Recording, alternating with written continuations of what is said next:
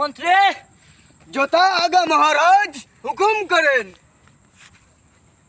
কি বললেন মন্ত্রী? हुकुम करें महाराज।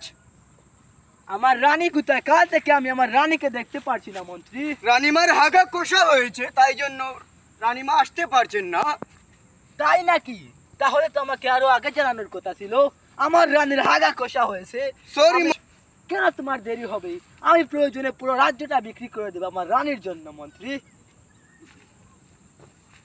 তো ঠিক আছে মন্ত্রী, আজ আমরা যাব রাজ্য সফরে, পুরো রাজ্য ঘুরে আসবো। चलो महाराज। ও মন্ত্রী, महाराज आदेश করুন। মন্ত্রী এই জমিটা কার নাকি?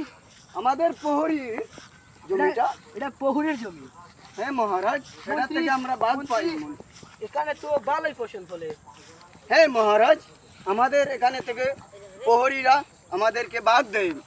প্রহরী আমাদের বাঘ লাগবে না, এই পুরো জমিটাই আমাদের চাই। সামনের ফসলে যেমন এই পুরো জমিটাই আমাদের হয়ে যায়।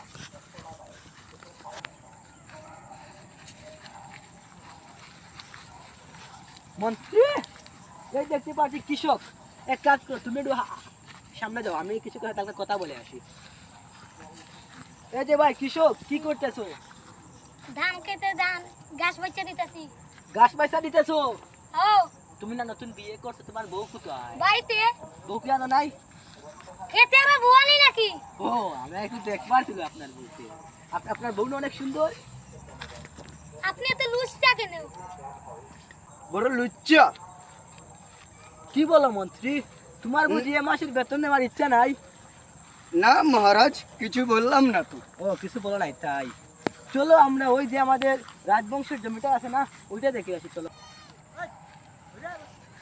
মন্ত্রী ওই যে আমাদের ফসল তোলার সময় চলে এসেছে, তো আমরা এবছরে যে ঠান্ডাটা আছে না, কৃষকের যে খাজনাগুলো ওইগুলো খুব করা হবে আমরা নেব, কারণ মহারাজ মহারাজ, এবার তো আমাদের ধান হিলে নষ্ট করে দিয়েছে। কি নষ্ট করে দিয়েছে? হ্যাঁ। তা আমার দেখার বিষয় নয়, আমার পুরো কাজটা যেন পুরা পাই। মন্ত্রী আদেশ করেন মহারাজ। চলো আমাদের রাজবংশের জমিটা দেখে আসি। কি ব্যাপার মন্ত্রী মশাই? ওই যে আমাদের কৃষকরা এসেছে মহারাজ। কৃষকরা কেন আসলো?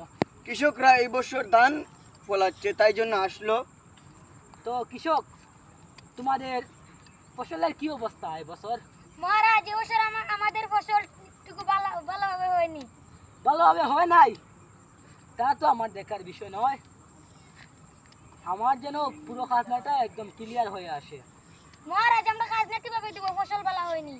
খাজনা দিতে পারো না, তোমাদের বৌদি দিলে তো হয়, দুটো থেকে যেটা একটাই দিলে তো হইব।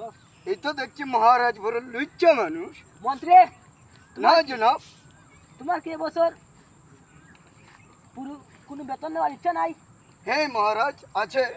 তাহলে তুমি আপনি কি বলো?